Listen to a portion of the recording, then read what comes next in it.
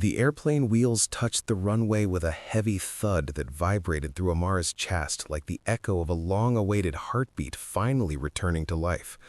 For 4 years, she had imagined this moment countless times. The smell of home, the warmth of familiar streets, the arms of her husband wrapping around her after years of distance.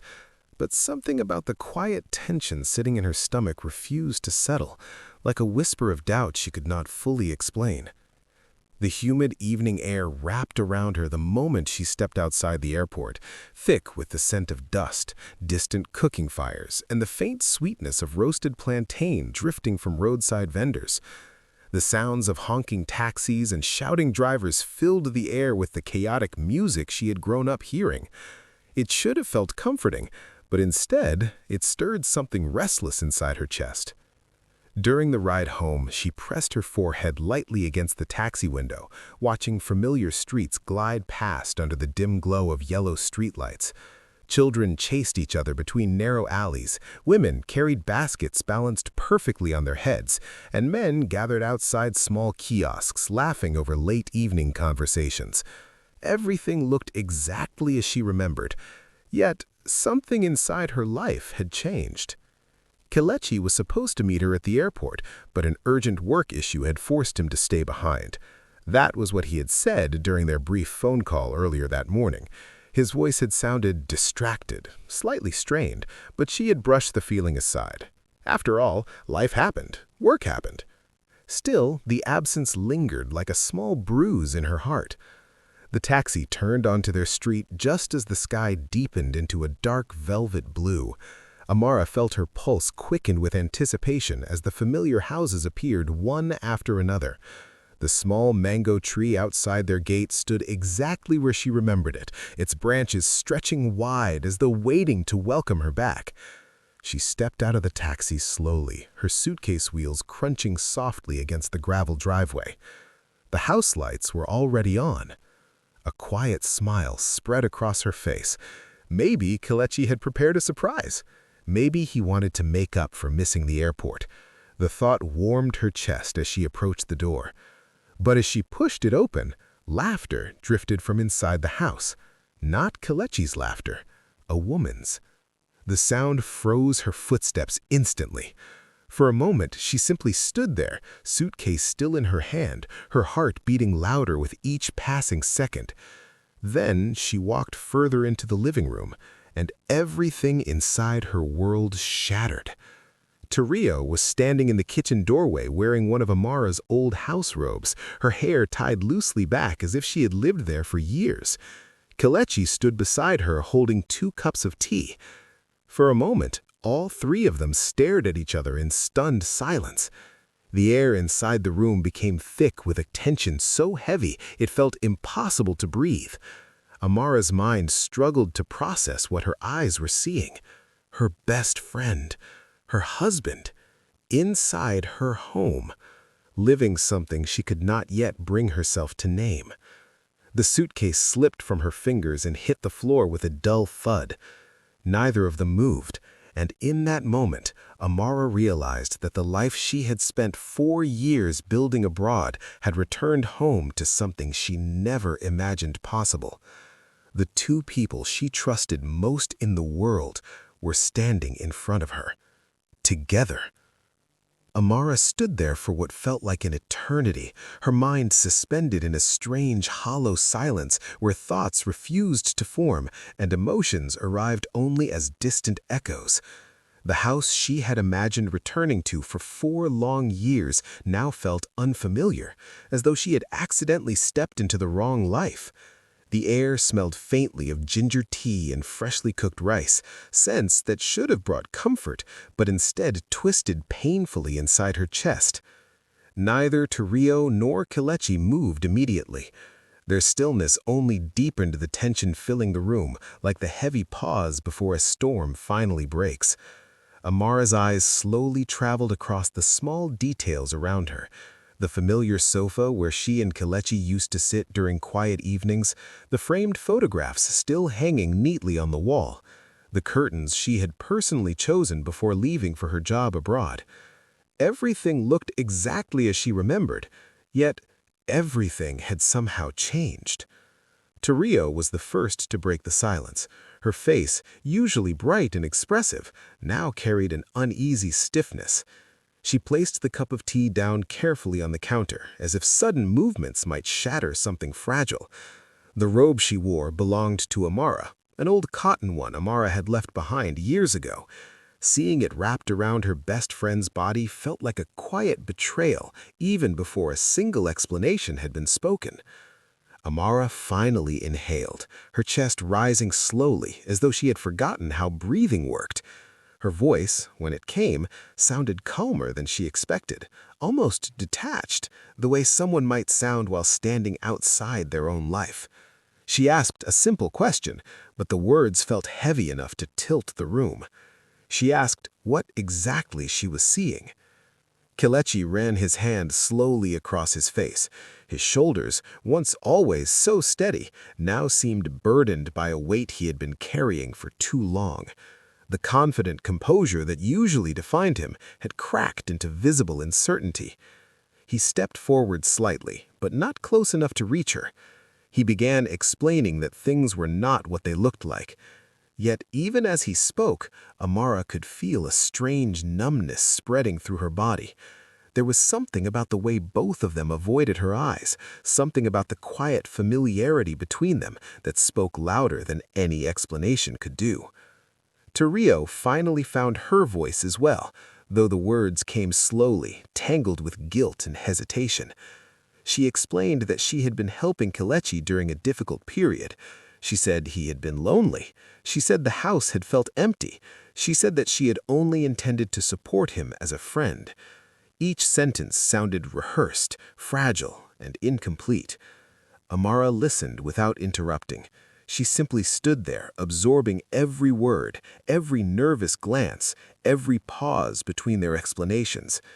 Deep inside her mind, memories began rearranging themselves into a new and uncomfortable pattern.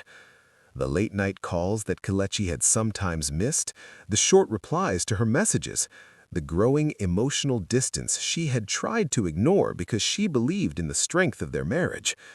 A quiet realization began settling inside her chest. The truth had not started today. It had been unfolding slowly while she was thousands of miles away, building a future she believed they would share. She finally walked further into the room, her steps slow but steady. Her fingers brushed the surface of the dining table, as if grounding herself in something solid. The silence between the three of them stretched long enough to feel unbearable. Then something unexpected happened.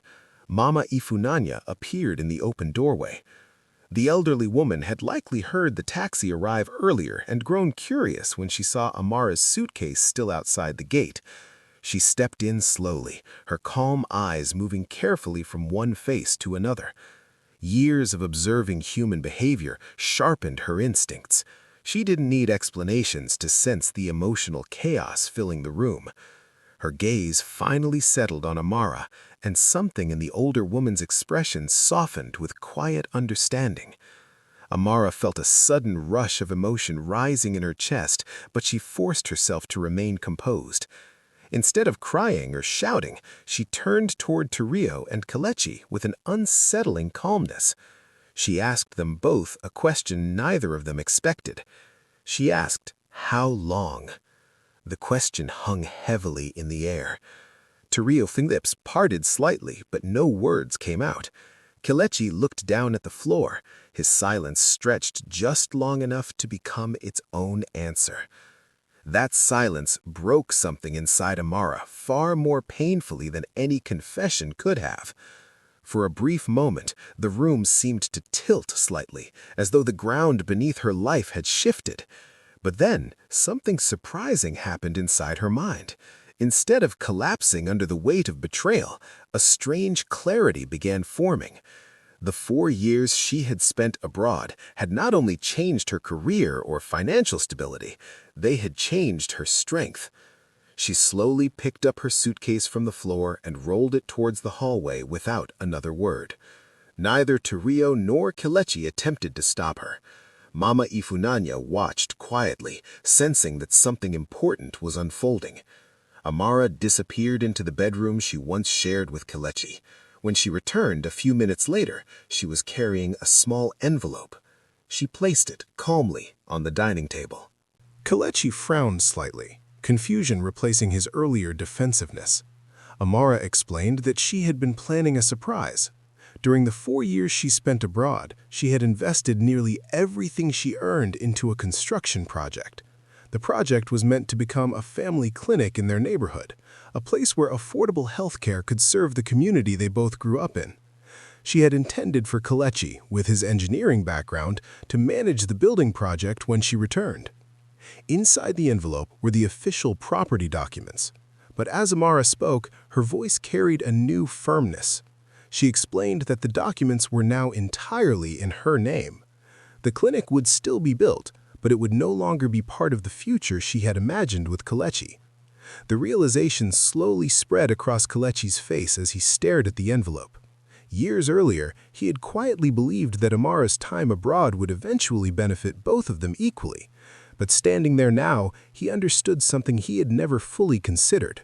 While he had been waiting, feeling neglected and resentful, Amara had been building a life powerful enough to stand on its own. Toriro looked equally shaken.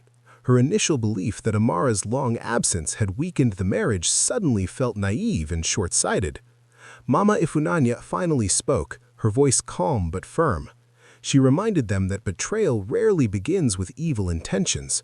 Most betrayals begin with loneliness, silence, and choices that seem small at first. But small choices eventually shape entire lives. Amara listened quietly before nodding slightly. Then she picked up her suitcase once more. She told them that what hurt the most was not simply the betrayal itself. It was the fact that two people she loved deeply had allowed their loneliness to grow in silence instead of confronting it honestly. But she also explained something else. Forgiveness and reconciliation were not the same thing. Some wounds could be forgiven while still requiring distance. With that, she walked slowly toward the door. The night air outside felt cooler now, carrying the distant sounds of the neighborhood settling into sleep.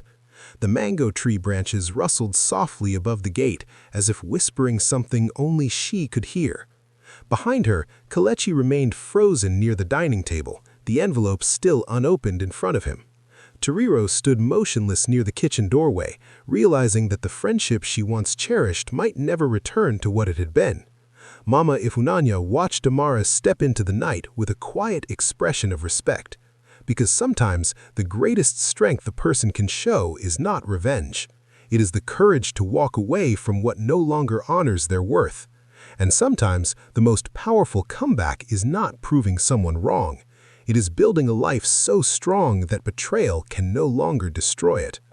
If this story moved you, remember that trust is one of the most powerful bonds between people. When it is protected, it builds families, friendships, and futures. But when it is broken, it teaches lessons that shape who we become next. So, if you believe loyalty still matters in today's world, take a moment to like this story, share your thoughts in the comments, and subscribe for more powerful African drama stories that reveal the deep truths hidden inside everyday lives.